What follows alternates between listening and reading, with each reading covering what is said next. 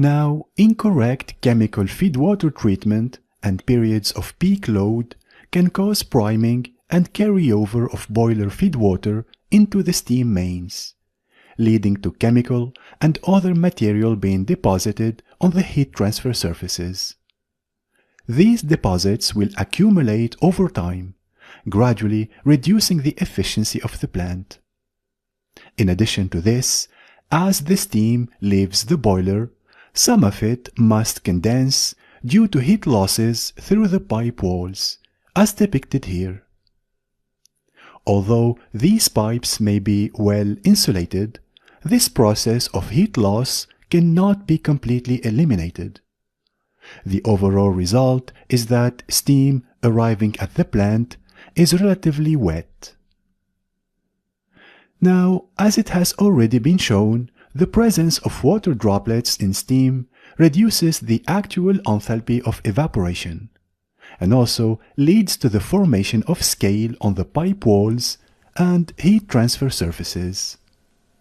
The droplets of water entrained within the steam can also add to the resistant film of water produced as the steam condenses, creating yet another barrier to the heat transfer process.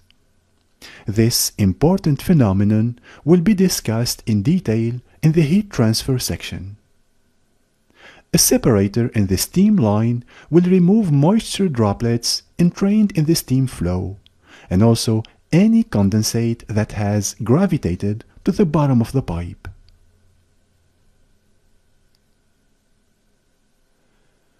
In the separator shown now on screen, the steam is forced to change direction several times as it flows through the body.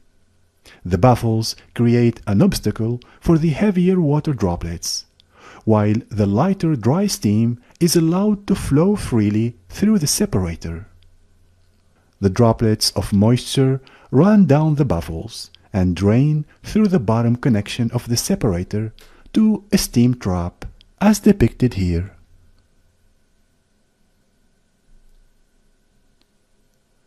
This will allow condensate to drain from the system, but will not allow the passage of any live steam.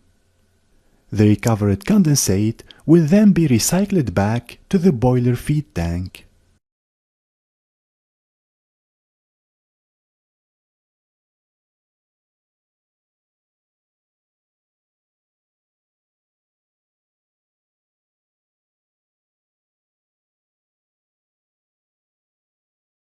As steam begins to condense due to heat losses in the pipe, the condensate forms droplets on the inside of the pipe walls.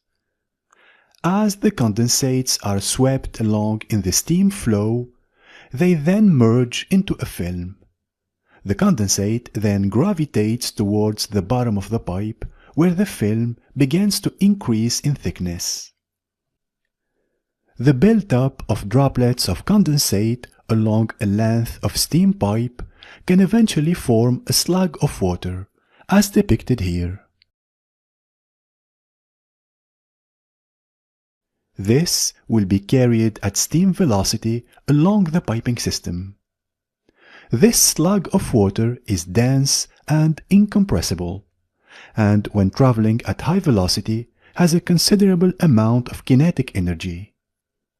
The laws of thermodynamics state that energy cannot be created or destroyed, but simply converted into a different form.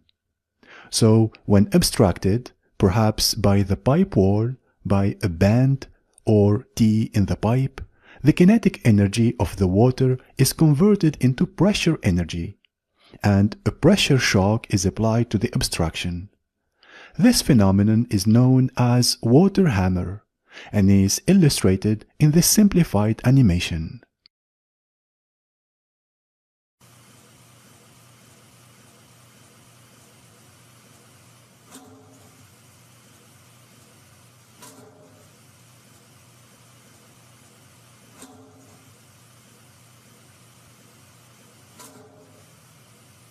Notice how the impact between the slug of water and the pipe wall causes significant noise and vibration.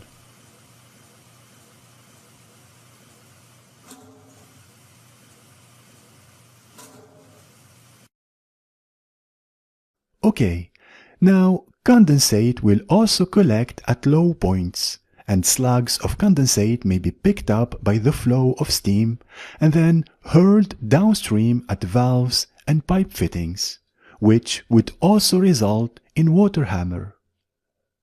Other potential sources of water hammer include the incorrect use of concentric reducers, the incorrect use of strainers, or inadequate drainage before a rise in the steam main. Some of these are shown now on screen in the following figures.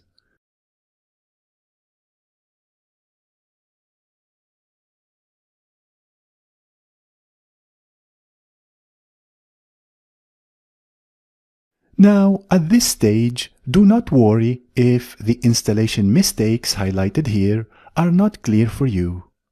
The installation of steam piping will be discussed in detail in the steam distribution section. For now, keep in mind, water hammer can significantly reduce the life of piping systems and piping ancillaries. In severe cases, the fitting may fracture with an almost explosive effect. The consequence may be the loss of live steam at the fracture, creating a hazardous situation, as in this example.